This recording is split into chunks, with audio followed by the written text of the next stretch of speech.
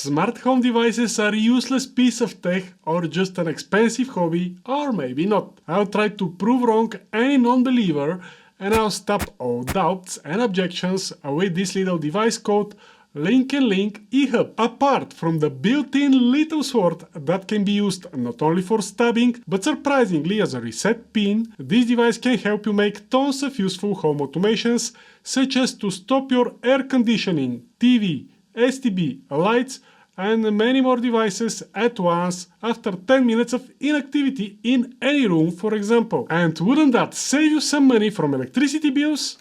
On top, it can turn on again your dump appliances when you return back in that room and set your dump air conditioner to whatever temperature you wish, all of that auto magically. But it can be all roses with this device. I want to find something so that I can say, aha, I knew it! The LinknLink eHub can be controlled from your smartphone, Alexa, Google Home and Siri shortcuts. But most importantly, Home Assistant is also supported.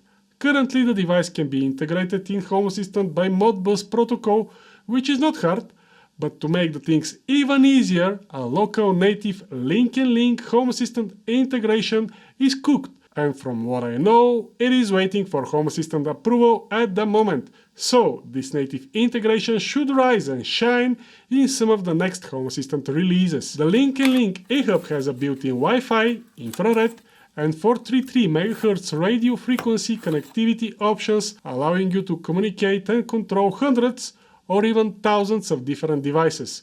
In other words, it is just like a smart universal remote control.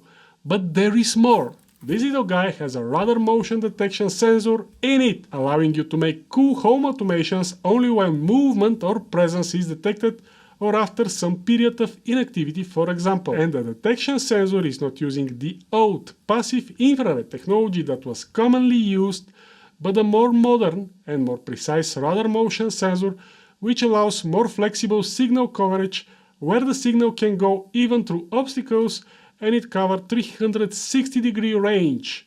Apart from this motion sensor, there is also a temperature and humidity sensors that can also help level up your home automations. So, let's actually put eHub LinknLink to some real-life scenario tests. I have some dump appliances like this TV, STB and this audio-video receiver, and I currently have 3 different remotes to control them. Can I ditch them all? I also have one old but still working good, a very dump air conditioner. Can I control them all with my phone or with my voice using the LinknLink eHub, or will I fail miserably? Let's find out together. Just a quick reminder, if some of the terms that I'm using are not so clear for you, get my smart home glossary for free from my website automatelife.pro/glossary.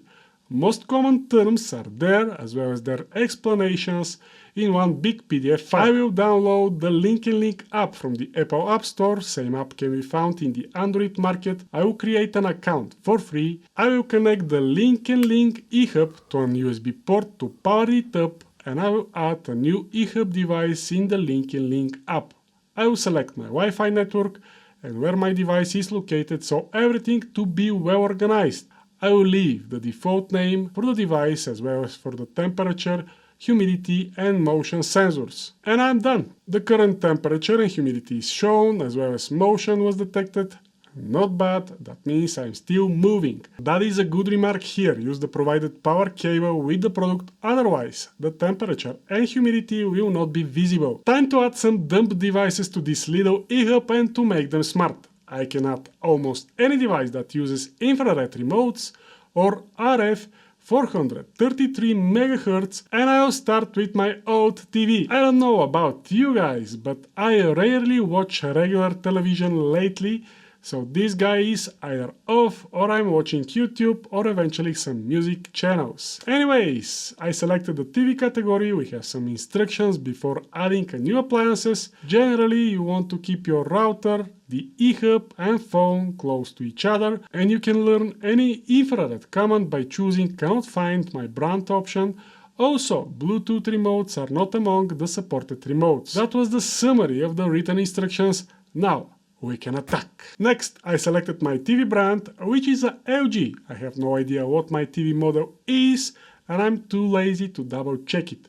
So I will just tap on Can't Find my model, and the LinknLink app will offer me 3 of the most popular LG TV infra-remote combination for test. If none of them are working, I can learn my TV remote manually, but let's try the first suggestion, where the match rate is 95%, and that is pretty high. Please try to click more than one button to test if you can control the appliance. Okay, and power buttons are working, volume buttons are working as well, mute is working, menu button is okay, that means this combination is just fine for my TV, and I can tap on Works Well button. I can select a room here where my TV is, I can put a name, but the suggested Just TV is okay. TV is currently successfully connected with the sub-device mode, and its master device is Smart Home Bridge. That is the little LinknLink eHub with the embedded mini sword, remember? And it is quite normal a master to possess a sword,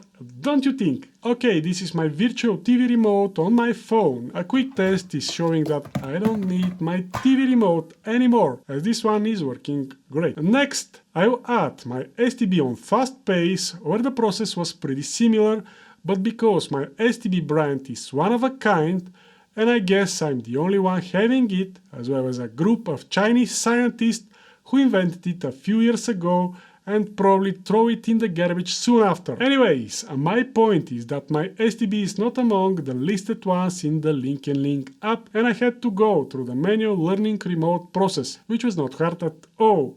The idea is the following: you press on any of the gray buttons on the virtual remote on your phone that you want to program. Then you grab the real physical remote on the appliance you wish to clone, and you press the same button while pointing the remote to the LinknLink eHub. When the eHub catches the infrared signal, it will ask you to try the new clone button one more time from your phone and to confirm is it working. Simple as that. So, I cloned several buttons from my STB remote just for the test, and I can always add the rest if I need them. During this manual remote cloning procedure, I was about to say, aha, I knew it, because sometimes some of the buttons didn't work the first time when I tried to clone them, but they worked just fine the second try, so I had to hold my aha moment for now.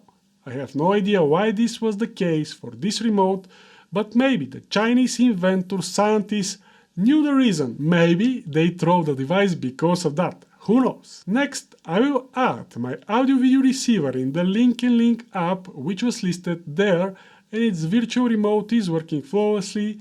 And finally, I'll add my air conditioner using the same cloning procedure as with my STB. So, result so far, I added 2 listed in the app devices that are working out of the box, and 2 devices are manually added or cloned because they were not among the listed appliances in the LinknLink app. All 4 devices are working fine, and I have 0 aha I knew it moments so far.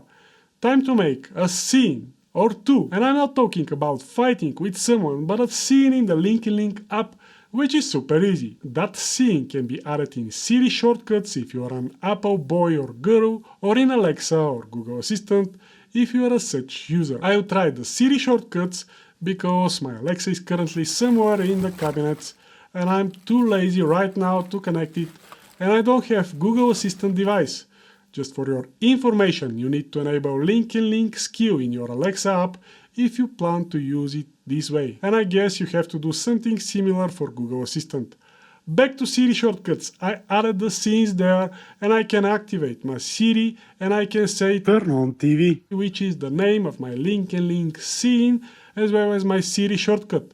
And just like that, my TV, my STB, my AVR and my air conditioner are turned on. As part of the scene, after 50 seconds intentional delay, the OK button on my STB device is pressed to clear some annoying dialogue. LinknLink company have also 2 other similar looking but single purposes and cheaper devices. These devices are eMotion, which is a radar motion detector only, and ETHS, which is just a temperature and humidity sensor. So, if you need a cheap motion or temperature sensor working with all major smart home platforms including Home Assistant, go for it and get one or the other. But if you need motion and temperature sensor, you better get the LinknLink eHub as you receive the motion, temperature and humidity sensor as well as infrared and radio frequency controls for almost the same price. You can check the current price of all three devices from the affiliate links in the video description.